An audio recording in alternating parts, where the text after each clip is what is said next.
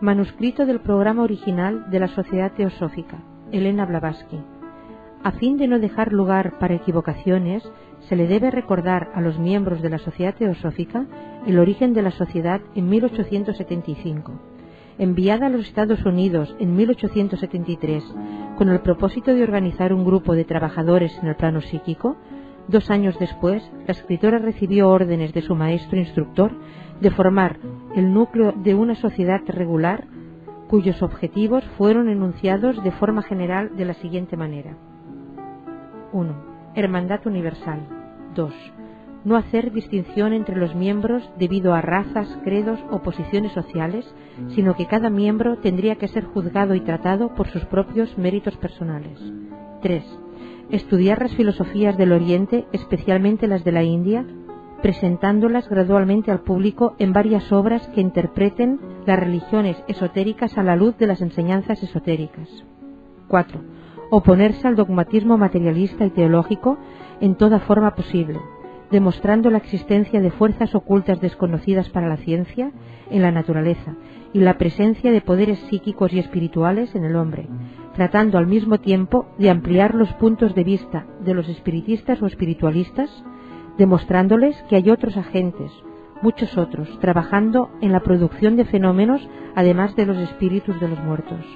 La superstición tenía que ser desenmascarada y evitada, y demostrar de la mejor manera posible que hay fuerzas ocultas, benéficas y maléficas que siempre están alrededor de nosotros y que manifiestan su presencia de diferentes maneras. Tal era el programa en sus rasgos generales.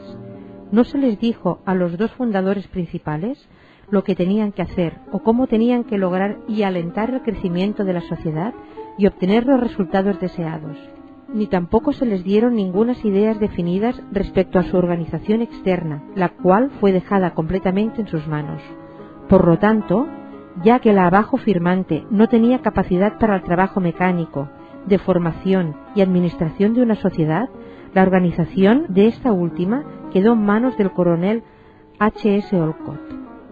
Allí mismo, elegido por los fundadores y miembros primitivos como presidente de por vida. Pero si no se les dijo a los 2 fundadores lo que tenían que hacer claramente, fueron instruidos acerca de lo que nunca deberían hacer, lo que tenían que evitar y lo que nunca debería llegar a ser la sociedad. Se mostraron como futuros contrastes de nuestra sociedad a las organizaciones eclesiásticas y a las sectas cristianas y espiritualistas, o dicho de manera más clara. 1. Los fundadores tenían que ejercer toda su influencia para oponerse a cualquier clase de egoísmo, insistiendo en que hubiese sentimientos sinceros y fraternos entre los miembros, por lo menos exteriormente, trabajando para lograr un espíritu de unidad y armonía. No obstante, la gran diversidad de credos, esperando y exigiendo de los asociados una gran tolerancia mutua y caridad para con los defectos de los demás, ayuda mutua en la busca de las verdades en todo el campo moral y físico e incluso en la vida diaria. 2. Ellos tenían que oponerse de la manera más fuerte posible a cualquier cosa que se aproximara a fe dogmática y fanatismo, contrarrestando desde el principio la creencia de la infalibilidad de los maestros o incluso la misma existencia de nuestros instructores invisibles.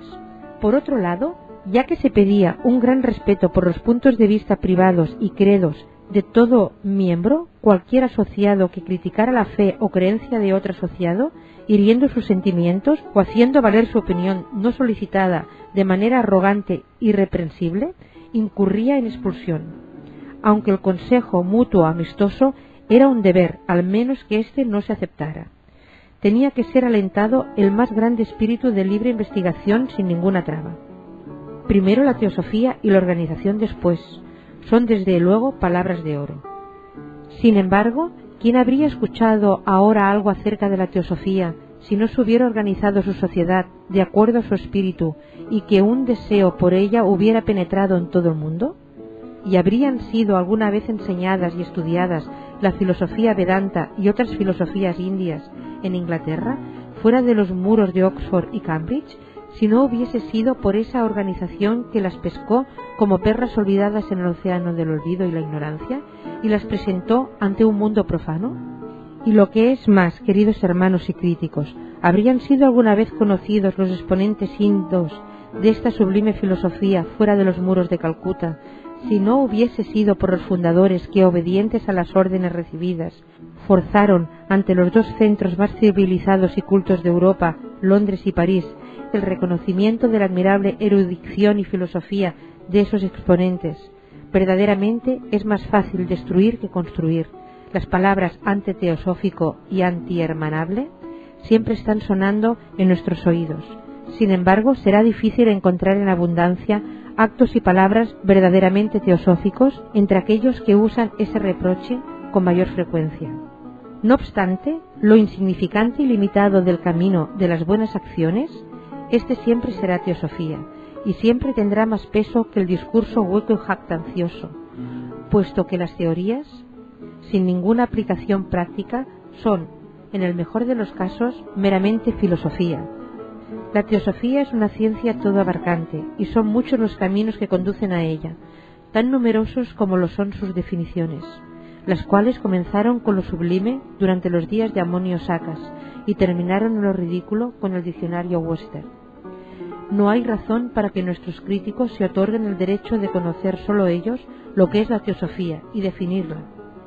Ha habido teósofos y escuelas teosóficas durante los últimos 2000 años, desde Platón hasta los alquimistas medievales, quienes, cabe suponer, conocieron el valor del término.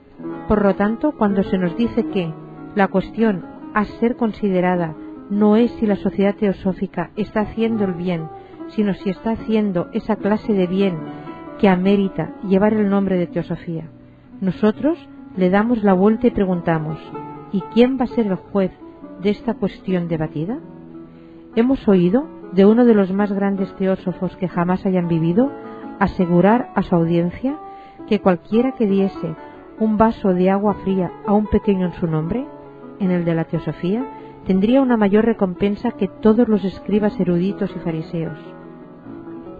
Ay del mundo por las ofensas. Nunca se hizo un artículo de fe de la creencia en maestros en la sociedad teosófica. Pero para sus fundadores, las órdenes recibidas por parte de ellos, cuando fue establecida, siempre han sido sagradas. Y esto es lo que uno de ellos escribió en una carta preservada hasta ahora. En los archivos de la Sociedad Teosófica de Tiar India existe un manuscrito de 24 páginas en la escritura de H.P.B., firmado y datado por ella en Ostende, Bélgica, el 3 de octubre de 1886. Este manuscrito es la contestación a un memorándum escrito conjuntamente por Arthur Gedbart y Moini Maun Chatterjee bajo el título de unas cuantas palabras sobre la organización teosófica, con fecha 23 de septiembre de 1886, y el cual contiene un áspero criticismo acerca de la sociedad teosófica y de su presidente fundador, el coronel Henry S. Olcott. Nota de Boris de Zirkov, un cristiano de pensamiento liberal, miembro de la St., que había objetado el estudio de las religiones orientales y que dudaba que aún quedara espacio para una nueva sociedad, recibió una carta contestando a sus objeciones y preferencias por el cristianismo, y cuyo contenido fue copiado para él, después de lo cual ya no negó más la conveniencia de una sociedad como la de la Asociación Teosófica propuesta. Unos cuantos extractos de esta temprana carta mostrará claramente la naturaleza de la sociedad contemplada en ese entonces, y que solamente hemos tratado de seguir y llevar a cabo de la mejor manera posible las intenciones de los verdaderos originadores de la sociedad en esos días. Se le dijo al piadoso caballero que se decía ser un teósofo y tener derecho a juzgar a otras personas que no tienes derecho a tal título, tú solo eres un filo teósofo, ya que alguien que haya alcanzado la plena comprensión del nombre y naturaleza de un teósofo no se pondría a juzgar a ningún hombre o acción. ¿Afirmas que tu religión es la más elevada y es el último paso hacia la sabiduría divina en esta tierra? ¿Y que ella ha introducido en las arterias del antiguo mundo decadente nueva sangre y vida? ¿Y verdades que habían permanecido desconocidas para los paganos? Si en verdad fuera esto así, entonces tu religión habría introducido las verdades más elevadas en todas las relaciones sociales, civiles e internacionales de la cristiandad. En vez de esto, como cualquiera puede percibir, Su vida social, al igual que privada, no está basada en una solidaridad moral común, sino únicamente en una constante oposición mutua y en un equilibrio puramente mecánico de poderes e intereses individuales. Si fueras un teósofo, no deberías hacer lo que hacen aquellos que están a tu alrededor, que invocan a un Dios de verdad y amor y sirven a los obscuros poderes de la fuerza, la avaricia y la suerte. Nosotros miramos en medio de tu civilización cristiana y vemos los mismos tristes signos de antaño, que las realidades de sus vidas diarias son diametralmente opuestas a sus ideales religiosos, pero ustedes no lo perciben. El pensamiento de que las mismísimas leyes que gobiernan tu ser, ya sea en el campo de la política o de la economía social, choquen penosamente con los orígenes de tu religión, no parece perturbarte en lo más mínimo. Pero si las naciones de Occidente están tan plenamente convencidas de que el ideal nunca puede llegar a ser práctico y que lo práctico nunca alcanzará lo ideal, entonces tienes que escoger: o bien tu religión es la que es impráctica y en ese caso no es nada mejor que un engaño vano y glorioso, o quizás podría encontrar una aplicación práctica, pero son ustedes los que no les importa aplicar su ética a su comportamiento diario en la vida. Por lo tanto, antes de invitar a otras naciones a la mesa del banquete del rey, de la cual tus invitados se levantan más hambrientos que antes de sentarse, deberías, antes de traerlos a tu propia forma de pensar, investigar cuál es la comida que ellos te ofrecen a ti. Bajo el dominio e influencia de los credos exotéricos, sombras grotescas y tortuosas de las realidades teosóficas, siempre habrá la misma opresión del débil y del pobre y la misma lucha titánica entre los ricos y poderosos.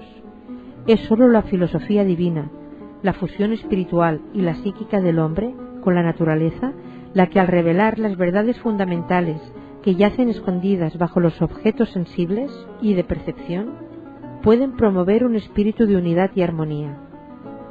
Aquí termina el pie de página de HPV.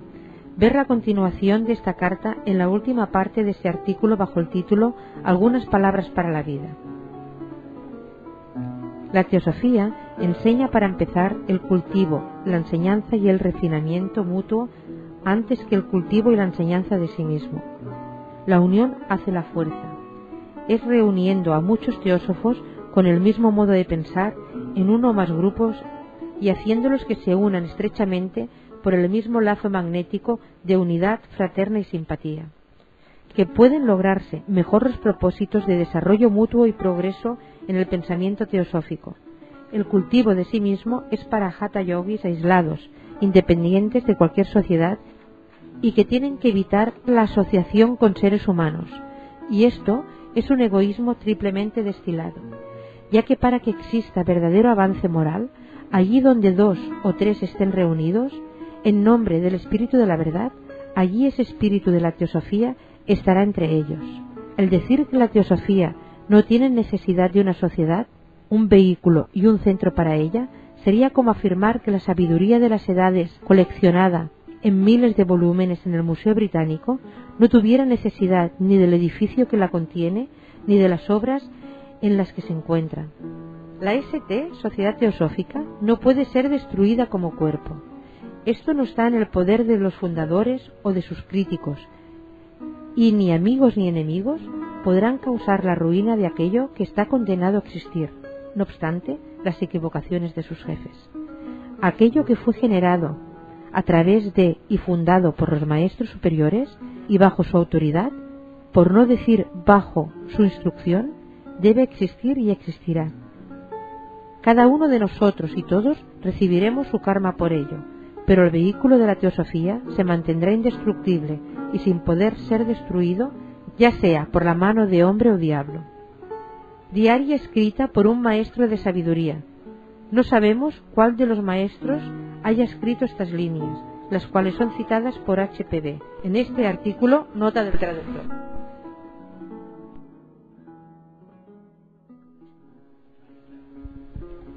Algunas palabras para la vida diaria, escritas por un maestro de sabiduría.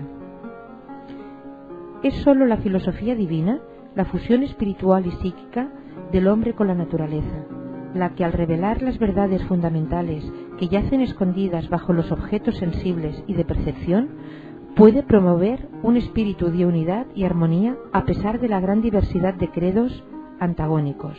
La teosofía, por lo tanto, espera y exige de los miembros de la sociedad una gran tolerancia mutua y caridad para con los defectos de los demás, ayudándose mutuamente de buena gana y sin quejarse en la búsqueda de verdades en todo departamento de la naturaleza moral y físico. Y este modelo ético debe aplicarse resueltamente a la vida diaria. La teosofía no debe de representar meramente una colección de verdades morales, un manojo de éticas metafísicas compendiado en disertaciones teóricas. La teosofía debe hacerse práctica y tiene, por tanto, que desembarazarse de digresiones inútiles, en el sentido de discursos solemnes, inconexos y oratoria sutil. Si cada teósofo solo hiciese su deber, aquel que puede y debe hacer, muy pronto la suma de miseria humana dentro y alrededor de las áreas de cada rama de su sociedad se vería visiblemente disminuida. Olvídense de sí mismos al trabajar por los demás y la tarea se convertirá en fácil y ligera para ustedes. No esperes con orgullo que tu trabajo sea apreciado y reconocido por los demás. ¿Qué objeto tiene que un miembro de la sociedad teosófica, con aspiración a llegar a ser un teósofo, le otorgue algún valor a la buena o mala opinión de los demás respecto a él y su trabajo, mientras que él sepa que éste es útil y benéfico para otra gente? La alabanza humana y el entusiasmo son, en el mejor de los casos, de corta vida, ya que es seguro que estos serán seguidos por la risa del burlón y la condenación del mirón indiferente, que tendrán por lo general mayor preponderancia que la alabanza de admiración del amigo. No menosprecies la opinión del mundo, ni lo provoques innecesariamente a una crítica injusta. Permanece más bien tan indiferente al insulto como a la alabanza, de aquellos que nunca pueden conocerte como realmente eres, y quienes deberán encontrarte, por lo tanto, impasible ante ambos.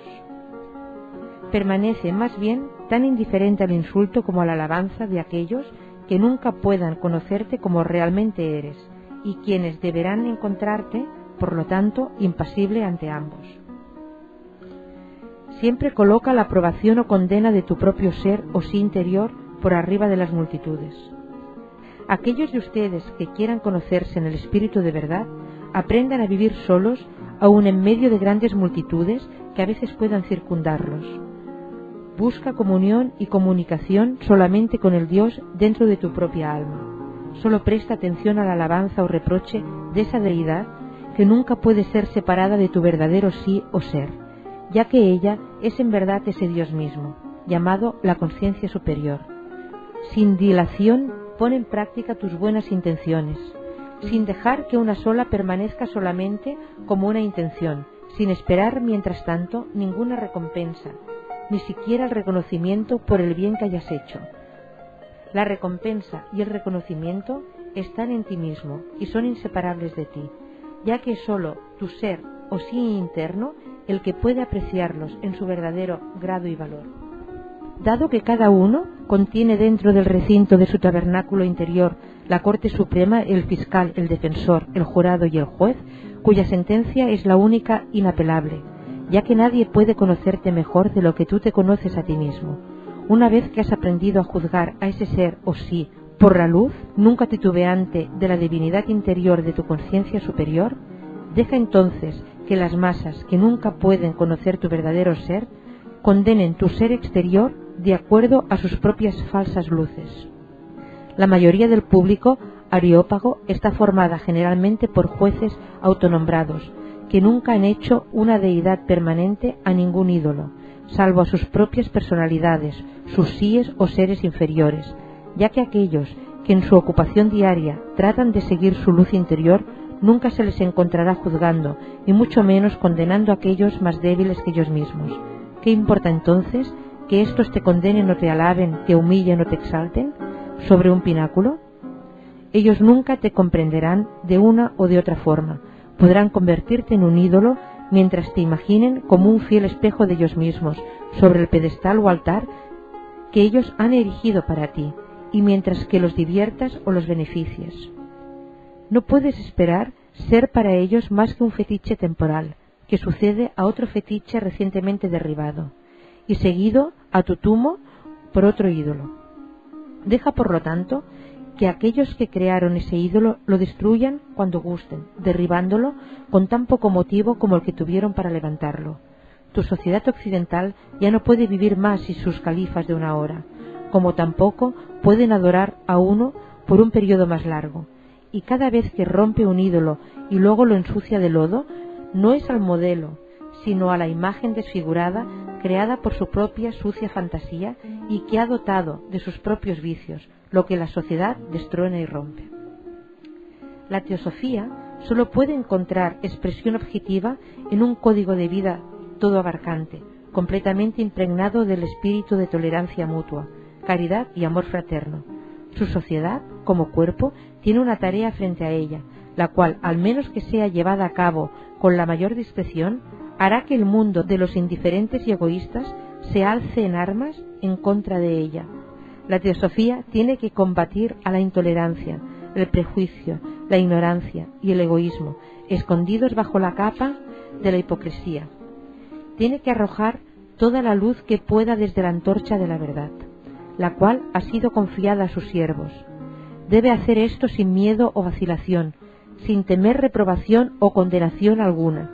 La teosofía, a través de su portavoz, la sociedad, tiene que decir la verdad encarándose con la mentira, enfrentando al tigre en su guarida sin pensar o temer malas consecuencias, despreciando la calumnia y las amenazas. Como una asociación, no solo tiene el derecho, sino el deber de desenmascarar el vicio y hacer lo mejor posible para resarcir las injusticias, ya sea a través de la voz de sus conferenciantes elegidos o por medio de la palabra impresa de sus revistas y publicaciones, haciendo sus acusaciones, sin embargo, lo más impersonal posible, pero sus asociados o miembros no tienen individualmente tales derechos. Sus seguidores, primero que nada, tienen que poner el ejemplo de una moralidad firmemente delineada y firmemente aplicada, antes de que puedan obtener el derecho a señalar, aún en un espíritu de benevolencia, la ausencia de una unión ética similar y sinceridad de propósito en otras asociaciones o individuos. Ningún teósofo debe culpar a otro, ya sea dentro o fuera de la asociación, ni tampoco es lícito que arroje difamaciones sobre las acciones de otro o que lo censure. No sea que él mismo pierda el derecho a ser considerado como un teósofo, ya que como tal tiene que evitar estar viendo las imperfecciones de sus semejantes y mejor centrar su atención sobre sus propios defectos, a fin de corregirlos y hacerse más sabio, que no busque mostrar la disparidad entre lo que otro pretende ser y sus acciones, sino más bien, en el caso de un hermano, un vecino o simplemente de un semejante, que siempre esté ayudando a alguien más débil que él mismo en el arduo camino de la vida. El problema de la verdadera teosofía y de su gran misión es, primero, el de lograr desarrollar concepciones claras e inequívocas de las ideas éticas y de los quehaceres, que satisfagan de la manera más plena y mejor los genuinos sentimientos altruistas de los hombres, y en segundo lugar, moldear estas concepciones para su adaptación a aquellas formas de vida diaria que ofrezcan un campo en donde puedan ser aplicadas con mayor equidad. Tal es el trabajo común antepuesto a todos aquellos que estén dispuestos a actuar bajo estos principios. Es una tarea laboriosa que requerirá de un esfuerzo tenaz y perseverante, pero que deberá conducir insensiblemente a progresar y a no dejar espacio para aspiraciones egoístas fuera de los límites trazados. No te entregues personalmente a una comparación no hermanable entre la tarea lograda por ti y el trabajo no hecho por tus semejantes o hermanos. En los campos de la teosofía a nadie se le pide deshiervar un terreno más grande del que le permitan sus fuerzas y su capacidad. No sean muy severos respecto a los méritos y deméritos de uno que busque admisión entre sus filas, ya que la verdad acerca del estado real del hombre interior solamente puede ser conocida por karma, y solo puede ser tratado con justicia por esa ley que todo lo ve. Pero incluso la simple presencia entre ustedes de un individuo bien intencionado y simpatizante puede ayudarlos magnéticamente. Ustedes son trabajadores voluntarios en el campo de la verdad y como tales no deben poner obstáculos en el camino que conduce a ese campo. Los grados de éxito o de fracaso son los puntos de referencia que los maestros tendrán que seguir, ya que estos grados llegarán a constituir las barreras que, colocadas por tus propias manos, se interpondrán entre tú y aquellos que has pedido que sean tus instructores. Tanto más próximo estés de la meta contemplada, tanto más corta será la distancia entre el estudiante y el maestro.